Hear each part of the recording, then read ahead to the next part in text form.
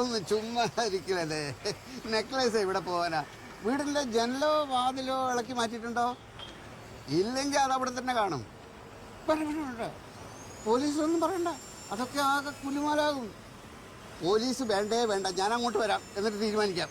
ഈ നെക്ലസ് എത്ര പോണ്ടായിരുന്നു? പവന്റെ കണക്കൊക്കെ പറഞ്ഞിട്ട് എന്താ ഡേവിസ് ചേട്ടാ കാര്യം? പോവാനുള്ളത് പോയില്ലേ?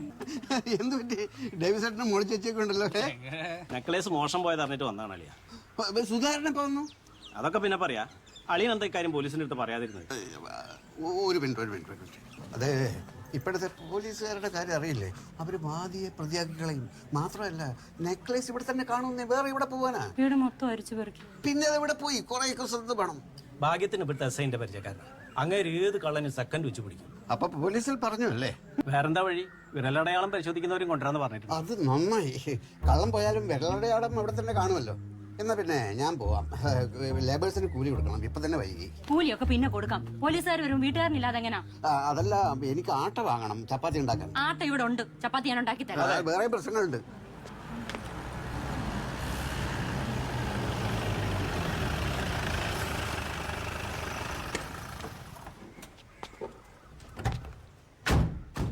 നമസ്കാരം സാറേ. നമസ്കാരം.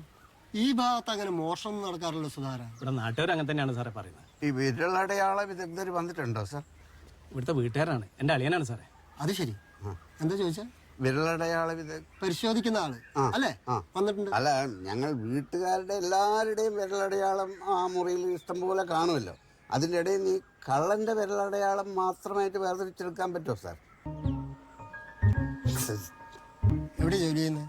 അളിയൻ ഈ ബംഗാളി ബീഹാറി ലേബേഴ്സിന് സപ്ലൈ ചെയ്യുന്ന ആളാണ് സാറേ. എനിക്ക് മറ്റൊരു കേസിൽപ്പെട്ട ഒരു ബീഹാറിയെ പറ്റി ചില കാര്യങ്ങൾ അറിയാനുണ്ട്. ഒരു മിനിറ്റ് ഒന്ന് വന്നു. ഞങ്ങളുടെ അവിടെ ബീഹാറികളില്ല, മുഴുവൻ ഒറീസക്കാരാ സാറേ. അത് സാരല്ലേ, വരൂ.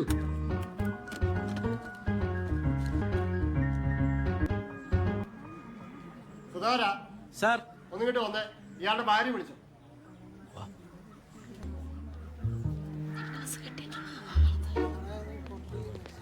എല്ലാരും പൊക്കോളും, പോയിക്കോളും.